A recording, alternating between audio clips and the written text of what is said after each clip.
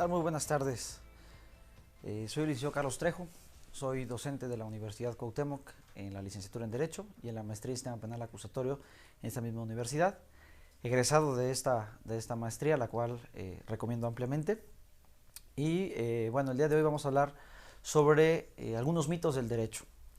Este tema surge como una sugerencia y mis alumnos, específicamente la licenciatura, crearon ciertas preguntas que la gente en general tiene y cree en el derecho, y vamos a resolver unas cuantas dudas el día de hoy. Comenzamos con la primera. Esta primera dice: en un accidente automovilístico fallece un familiar y se presume la culpabilidad del padre de familia, ¿puede ser detenido? Bueno, vamos a darle un poquito de contexto a la pregunta para poder entender a qué se refieren.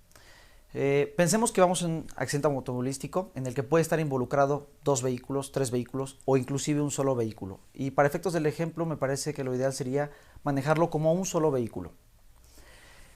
Va manejando el padre de familia a exceso de velocidad y tiene un accidente automovilístico en el cual lamentablemente fallece uno de los integrantes de su familia que iba a bordo de este vehículo. ¿Puede ser detenido? Bueno, de entrada la respuesta va a ser sí. Sí va a ser detenido. Lo más probable es que sea detenido para efectos de la investigación. Es decir, para efectos de que se ha investigado el hecho delictivo y se pueda determinar la responsabilidad que pudo o no haber existido específicamente sobre la persona que iba manejando. Este ejemplo puede funcionar no solamente en el caso de un accidente automovilístico, sino en cualquier situación en la que una persona cercana a la persona que fallece, a la víctima, prive de la vida a esta. Es decir, el padre de familia al hijo, el hijo al padre, a la madre, al concubino, el adoptante y el adoptado. Es decir, una serie de circunstancias en las que hay un vínculo muy estrecho entre uno y el otro. Sí va a ser detenido para efectos de la investigación, independientemente de cómo se dé este hecho. Sin embargo, en el artículo 78 del Código Penal para el Estado de Querétaro expresamente nos invoca una excusa absolutoria. Es decir, una resolución que da la propia ley, el propio legislador, para establecer que esta persona que cometa un delito, como el homicidio, de forma involuntaria, de forma culposa, en contra de un ascendiente, descendiente, concubino, concubina, adoptante, adoptado, inclusive parientes consanguíneos, no va a ser castigado. ¿Cuál es la razón de esto? Bueno, que se entiende que la persona que ya causó la muerte a uno de sus familiares cercanos o a su adoptado o a su adoptante, ya per se lleva una responsabilidad moral y una carga emocional por el hecho de haber causado esta circunstancia. Por lo tanto, la propia norma establece que no va a ser sancionada esta persona, que se le va a exculpar de este delito que ha cometido, porque efectivamente sí se está dando una conducta ahí castigada por la norma. Ahora bien, el propio artículo 78 establece una restricción muy clara respecto a esto. Si la persona que provoca culposamente la muerte de su pariente cercano se encontraba en estado de ebriedad o bien había consumido algún tipo de estupefaciente o sustancias volátiles tales que le alteraran la realidad y esto pudiera haber provocado precisamente el hecho delictivo, en ese caso específico no va a ser absuelto. Es decir, va a seguir todo un proceso en general y muy probablemente esto termine en alguna sentencia o bien alguna de las otras formas que la ley contempla para efectos de terminar un proceso. Entonces, concluyendo un poquito la pregunta, ¿va a ser detenido? Sí, sí va a ser detenido. ¿Va a ser investigado? Sí, sí va a ser investigado.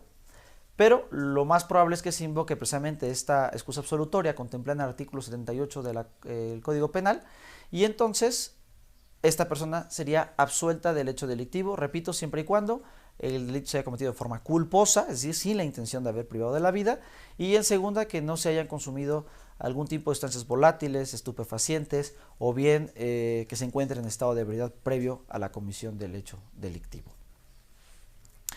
Pasamos a la siguiente pregunta. Dice: ¿puede un policía detener a una persona que va por la calle para inspeccionarla sin una orden? Es una pregunta complicada y lo cierto es que la mayoría de las personas cree que no se puede detener a una persona por el simple hecho de ir por la calle, lo cual es parcialmente cierto.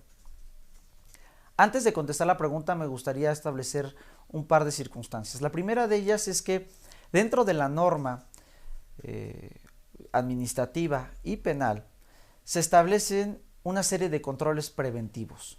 ¿Qué significa esto?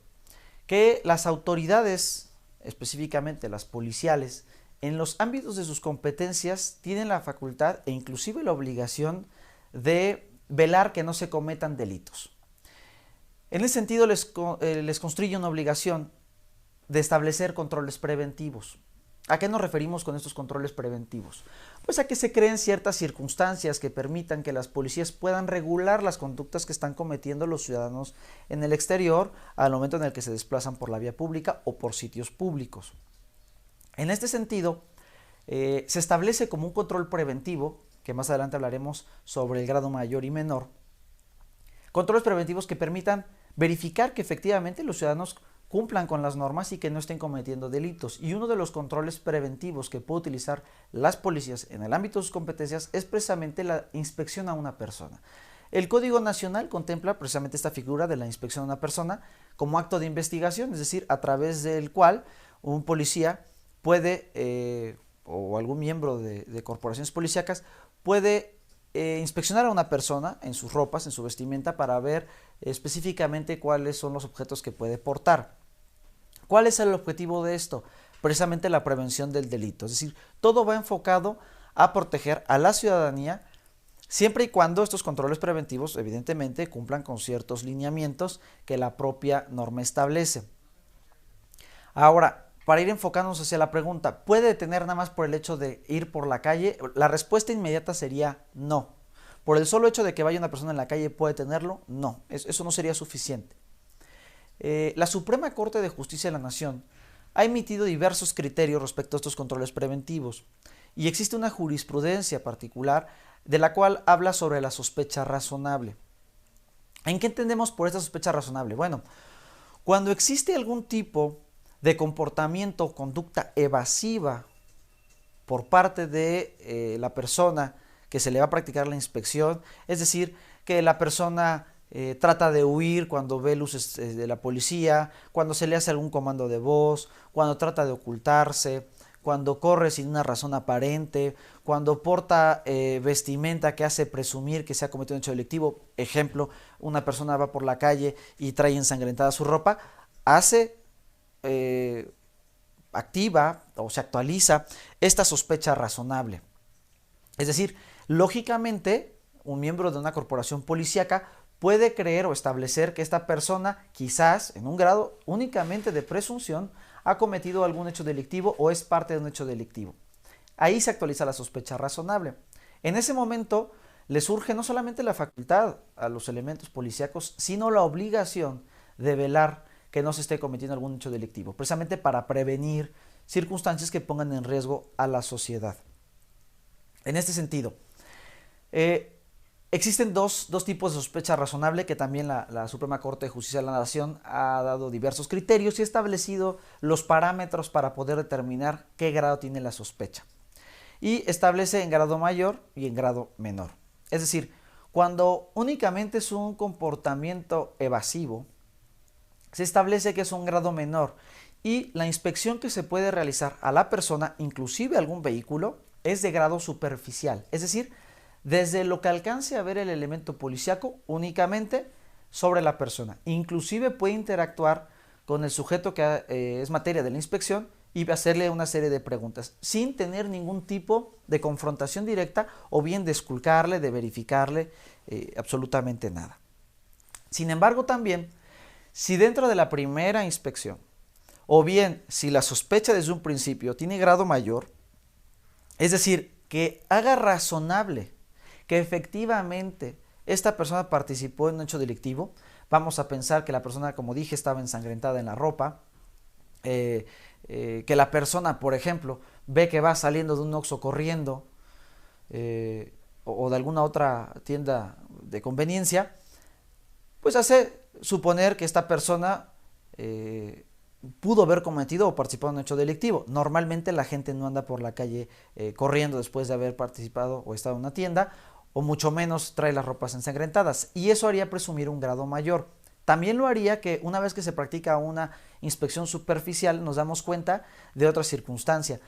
Podemos inspeccionar un vehículo, por ejemplo, únicamente por fuera, y nos damos cuenta que hay un objeto metálico brilloso debajo del asiento que pudiera ser un arma de fuego. Bueno, efectivamente el elemento policíaco ahí advierte una sospecha razonable de grado mayor, y entonces puede ser un poco más intrusiva esta inspección. Y puede inspeccionarla, sí, tanto como sea necesario para efectos de hacernos de toda la información y esclarecer el hecho que se está cometiendo.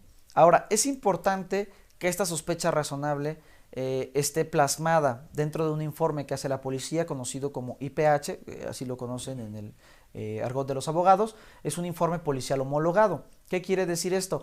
Que para hacer esta inspección se deja un registro en el cual se narran las circunstancias en las cuales se dio esta inspección y lo que se encontró. Esto para efectos de que, si llegara a ser el caso y se pusiera a disposición de la autoridad a esta persona, o bien se iniciara una carpeta de investigación por algún delito, sirva como base para establecer cuáles fueron las condiciones en las que se encontraron los objetos, los instrumentos o los productos de algún delito. Entonces, contestando concretamente la pregunta, ¿puede inspeccionar? Sí, siempre y cuando exista esta sospecha razonable de la cual acabamos de mencionar, que puede ser, repito, en 2 grados, grado mayor o bien en un grado menor. Pasaremos entonces a la siguiente pregunta, que creo que va de la mano con la pregunta anterior. ¿Te pueden detener por traer un arma de fuego en tu vehículo? Aquí quisiera hacer una serie de análisis de varios conceptos que van involucrados en esta pregunta. Primero hay que hacer una diferencia entre lo que implica poseer y lo que implica portar. Son 2 cosas completamente distintas, que muchas de las personas llegan a confundir la diferencia entre poseer y portar. El poseer implica tener el uso, manejo o disposición de algún objeto. Ahí hablaríamos de posesión. Yo poseo lo que traigo puesto, yo poseo lo que hay en mi casa, yo poseo lo que está en mi vehículo, yo poseo cualquier cosa de la que yo pueda disponer. Y la palabra portar implica que el objeto que estoy poseyendo, porque la portación implica necesariamente una posesión, no puede haber portación sin posesión, implica que esta portación es trasladar, llevar conmigo en un lugar público algún objeto. Esto es importante porque, y lo veremos un poquito más adelante, el poseer un arma, dependiendo del calibre, y eso lo analicemos un poquito más adelante, repito, sí la puedo poseer en mi domicilio, pero no la puedo portar sin las debidas adecuaciones. Entonces, en términos de un arma, el portar un arma implica llevarla en un lugar público. Ahora bien, mucha gente considera que el vehículo es una extensión de la propiedad privada y que es equiparable a la figura de mi domicilio. Lo cierto es que esto es falso. ¿Por qué? Porque el vehículo per se no es un inmueble, no es un lugar en el que yo pueda estar, porque precisamente es eso, no es un lugar, es un objeto en el cual me puedo transportar, tal cual puede ser una bicicleta, una patineta, alguna motocicleta. Es algo en lo que yo me puedo transportar, pero el lugar en el que se encuentra ese vehículo es en la vía pública. Es decir, yo me encuentro arriba de mi coche, pero en vía pública. Y si traigo un arma de fuego, lo que estoy haciendo no es poseyendo el arma, sino portando el arma, que sería lo mismo que ir por la calle caminando con el arma de fuego. Ahora, abundando un poquito más y se presta la pregunta para analizar otro par de conceptos. Existe una ley general nacional en materia de armas y explosivos, una ley de armas y explosivos de fuego de carácter federal, en la cual hace una diferenciación clara entre 2 tipos de armas. Aquellas armas que pueden ser portadas con una licencia que da el Estado, o aquellas que son de uso exclusivo del Ejército, la Marina y Fuerzas Armadas en general. No seré muy técnico en este aspecto, sin embargo lo que puedo comentar es que dentro de la propia normatividad, dentro de esta ley, establece diferentes tipos de armas en función de 3 cosas: el calibre del arma, el daño que puede producir el arma o el tamaño del arma. En función de eso las clasifica la ley entre aquellas, repito, que pueden ser de una aportación con licencia, o bien aquellas que son de uso exclusivo del Ejército, la Marina y Fuerzas Armadas. En este sentido, la autoridad expide licencias para poder portar el arma. Una licencia se puede dar para aquellas armas que permitan a los ciudadanos puedan portar armas, vamos a llamarles sí, de unos calibres controlados, calibres pequeños, armas que no puedan producir tanto daño como otras. Y también otorga ciertos permisos para portar un arma de uso exclusivo del Ejército. ¿Qué diferencia encontramos en una licencia o un permiso? Bueno, la licencia es la facultad que le otorga la autoridad a un ciudadano para realizar determinada actividad o para utilizar determinados objetos, que sí están permitidos, pero que están controlados, en razón de que la función puede ser peligrosa. Todos, por ejemplo, podemos obtener, mayores de edad, una licencia para conducir. Es decir, no está prohibido conducir, pero está regulada la actividad y por eso se otorga una licencia.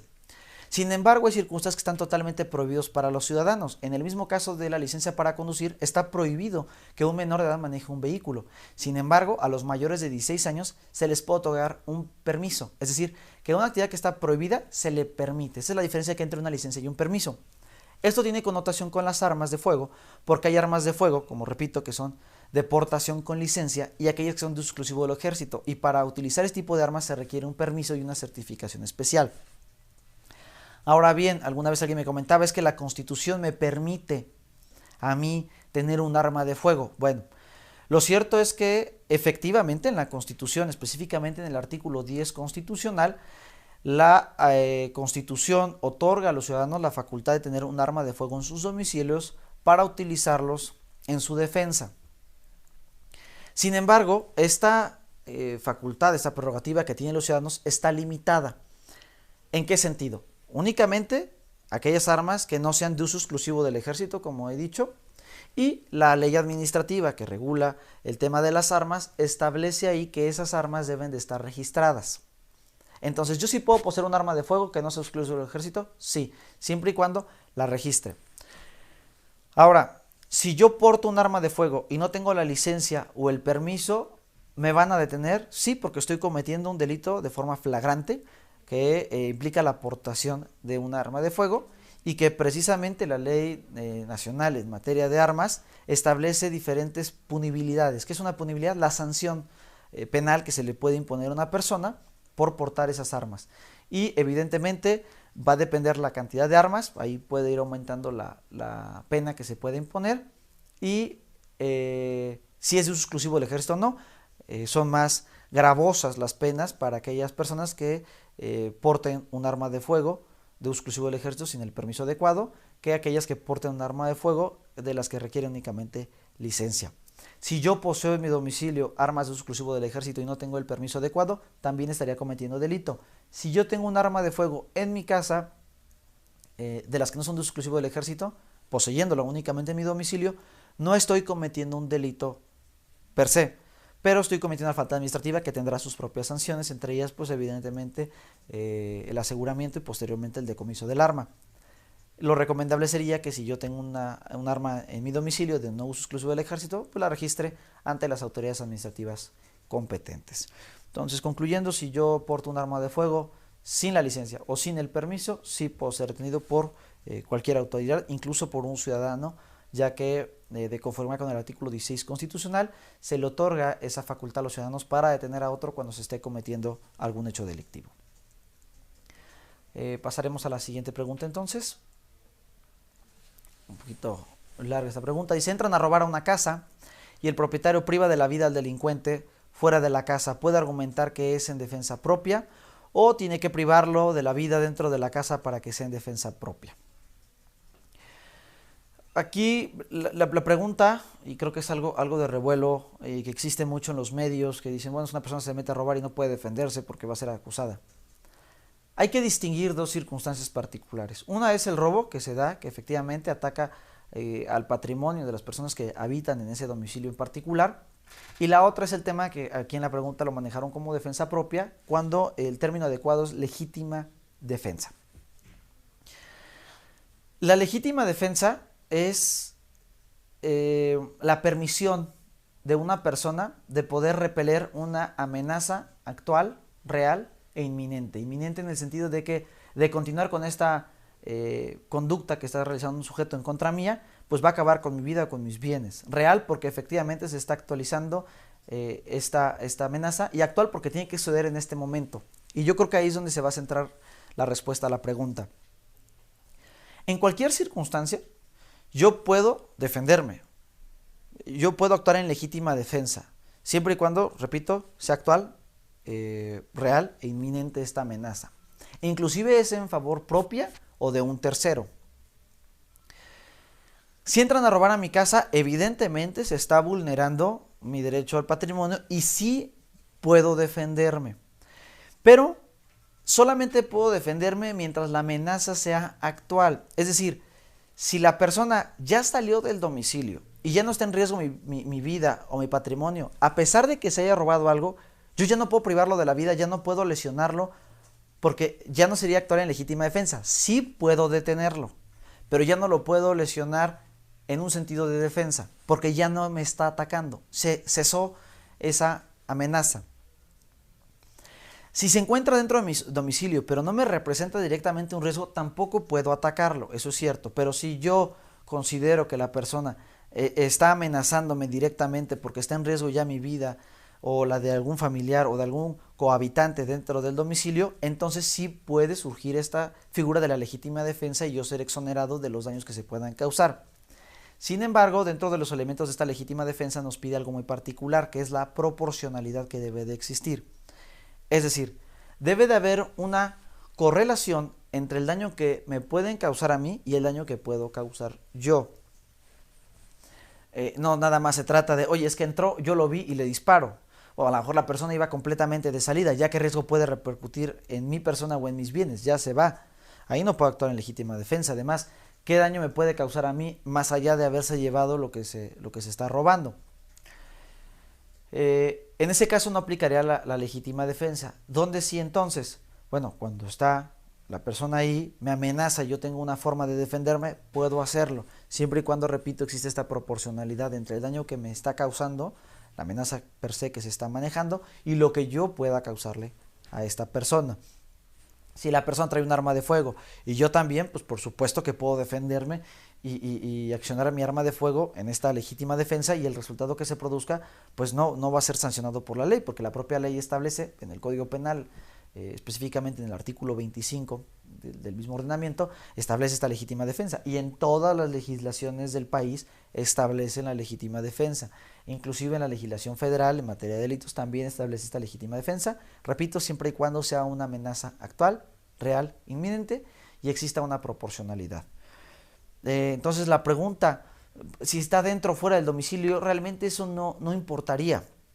Abonaría mucho el hecho de que estuviera dentro, pero lo que realmente importa es si se encuentra en riesgo mi salud o la salud de alguna persona cohabitante, en el caso de la casa. Pero esta legítima defensa no nada más se da en un tema de una casa, puede ser en cualquier lugar. Esto puede suceder en la calle, puede suceder en una tienda, en un centro comercial, en cualquier lado se puede actualizar legítima defensa. Paso entonces a la siguiente pregunta. Nos dice, ¿existen realmente estas ausencias de reglamentación denominadas lagunas del derecho? Es una pregunta que yo creo que requeriría una explicación muy amplia, pero voy a tratar de hacerlo lo más corto posible. Cuando se crea una ley, a partir de una iniciativa, independientemente de quién crea esta iniciativa, hay un proceso de discusión de esta norma en la que se contemplan los motivos, una exposición de motivos de por qué se está creando la norma. Sin embargo, independientemente de la norma que se crea, el Estado, en el caso mexicano, ya contempla una serie, un sinfín de normas. México tiene, me atrevo a decir, cientos de normas en todo el territorio nacional, que van regulando ya la actividad. Entonces, cuando se crea una norma, mucha gente dice es que lo dejaron en libertad por una laguna en la norma. Perdí porque existía esa laguna en la ley. La gente hace de las suyas porque existe esa laguna. No, yo considero personalmente que no existen lagunas. Yo recuerdo un maestro que tuve en la universidad, nos dio el tema de interpretación jurídica, interpretación constitucional particularmente, el doctor Rascado, y él decía precisamente que las lagunas no existían, lo que falta es interpretación. Lo que pasa es que la gente no interpreta, porque si nosotros conocemos todas las normas, podemos suplir las dudas que nos pueda generar una aparente falta de normatividad en alguna ley. Es decir, si yo leo un procedimiento penal, caso concreto, en materia penal, y digo es que falta esto, bueno, para eso existe la interpretación. Yo puedo ver la Constitución, que es un mecanismo del derecho mucho más amplio, que me va a dar ciertas directrices, y yo puedo interpretar la norma para que se cubran estas aparentes lagunas del derecho. Lo cierto es que las mismas no existen, es una falta de interpretación que no hacen los operadores del derecho. Operadores me llamo a las personas que participan dentro de un procedimiento, independientemente de la materia que ésta sea, que pueden ser las partes, pueden ser los defensores, ministerios públicos, los jueces, asesores jurídicos, peritos. Esas personas tienen la obligación de conocer la norma, y si conocen la norma van a poder suplir estas deficiencias o estas aparentes deficiencias que existen como lagunas del derecho. ¿A través de qué? Repito, de la interpretación. Y por no meterme un poquito más en el tema, pero formas de interpretación existen muchas, existen formas extensivas, constitucionales, taxativas, legislativas y un sinfín de formas de interpretar la norma que permiten armonizar unas con otras, y entonces ya no tenemos estas lagunas del derecho. Estas formas de interpretación lo que nos permiten precisamente es eso, la armonización que existe entre diferentes normas o legislaciones en materia de derecho. Y mucha gente sí llega a confundir el tema, es que lo dejaron en libertad por una laguna del derecho, es que perdí el caso porque había una laguna del derecho. Lo cierto es que eso no existe, es falta de interpretación de alguno de los operadores que deben de hacer valer precisamente estas interpretaciones. Oye, es que si aquí no dice claramente esto, pero si nosotros entendemos esta otra ley que va de la mano, claro, siempre que exista una correlación entre una ley y otra, no podemos aplicar diferentes leyes nada más porque sí, pero eso es, bueno, trabajo del abogado, determinar cuáles normas y se armonizan unas con otras, y entonces decir, si esto no lo dice claramente aquí, pero podemos entender por esta otra normatividad que esto se suple con esto, y ya está, queda la hipótesis normativa, el hecho, perfectamente ahí armonizado, sin mayor problema. Bueno, con esto resolveríamos algunas de las dudas que tenemos, que me hicieron llegar mis alumnos del segundo, ahora ya tercer cuatrimestre de la licenciatura en Derecho, y pues no sé si exista algún tipo de dudas o algún comentario, alguna circunstancia por parte del público.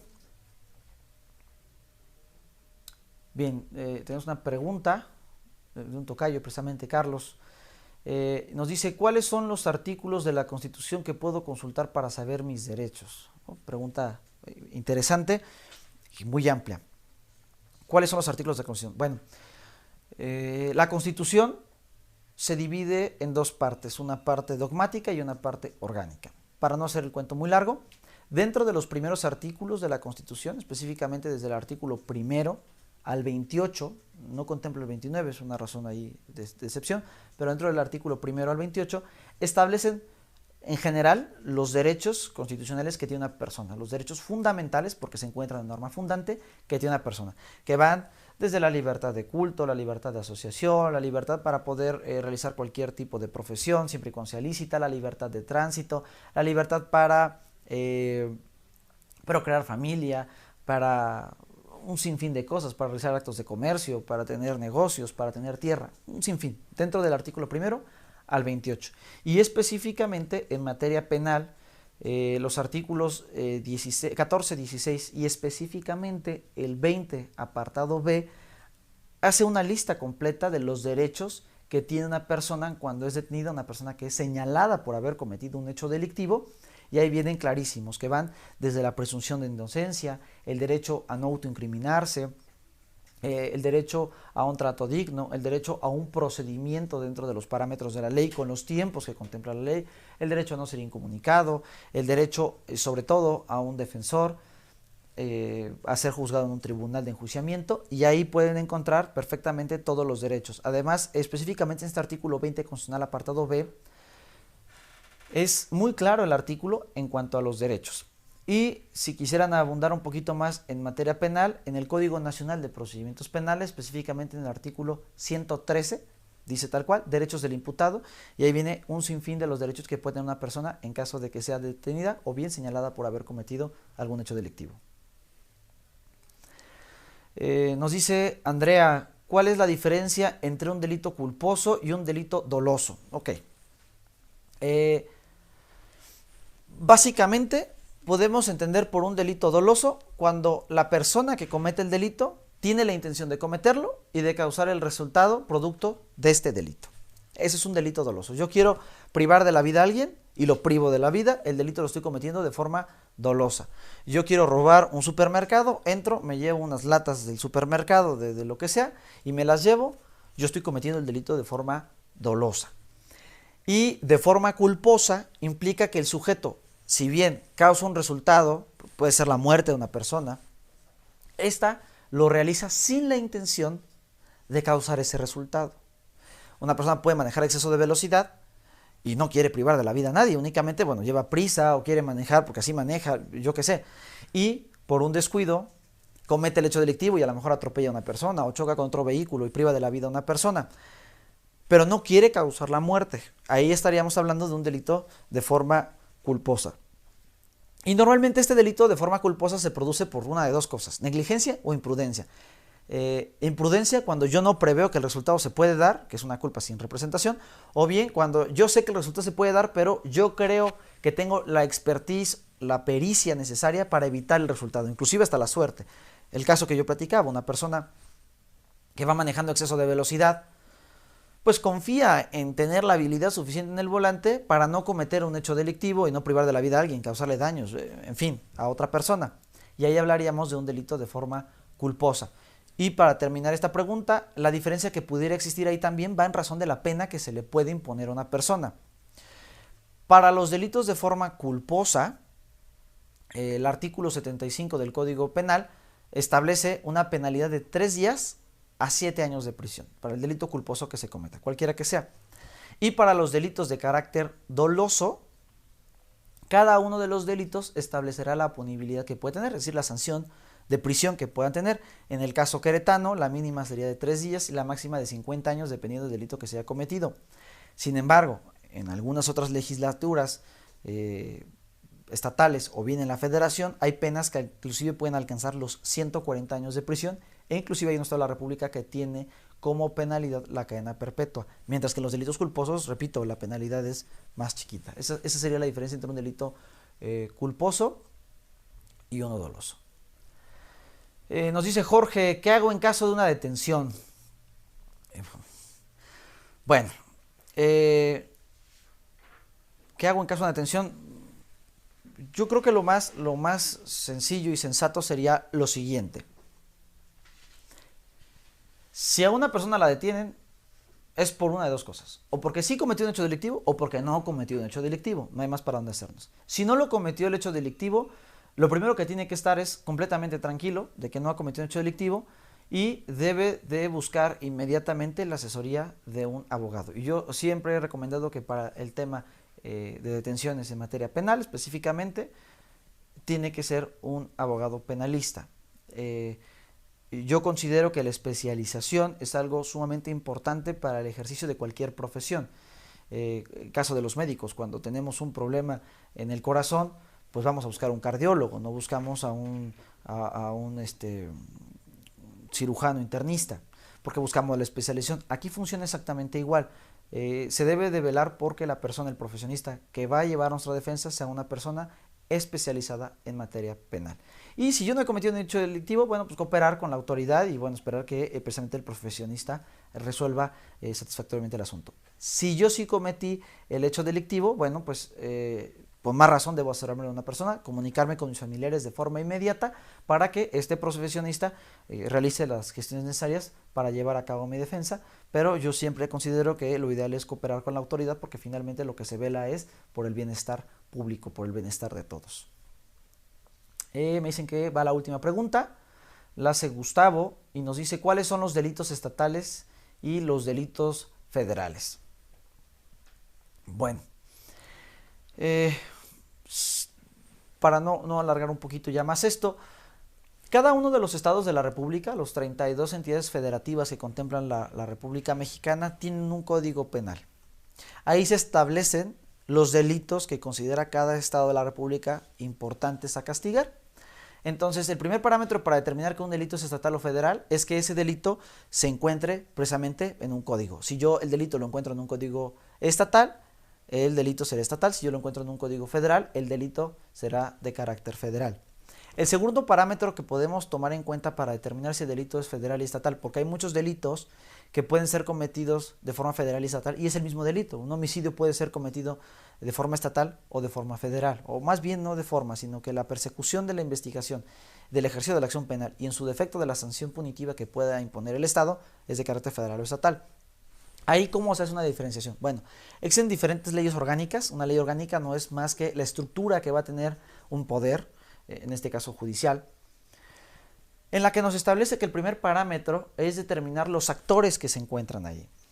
Es decir, si se encuentran funcionarios federales involucrados con el hecho delictivo como víctimas o bien como imputados, pues lo más probable es que ese delito sea de carácter federal. No es una regla per se, repito, la primera regla sería dónde encuentro el delito que estoy cometiendo y si me aplica, porque hay delitos que puedo encontrar, por ejemplo, en Guanajuato que no hay en Querétaro, y si yo cometo esa circunstancia en Querétaro, a pesar de que el Código de Guanajuato lo contemple, pues yo no estoy cometiendo ningún delito. Tiene que aplicar específicamente a la circunscripción territorial para la cual fue hecho ese código. Entonces, el segundo parámetro sería el de las personas que se encuentran involucradas o bien los bienes que se encuentran involucrados.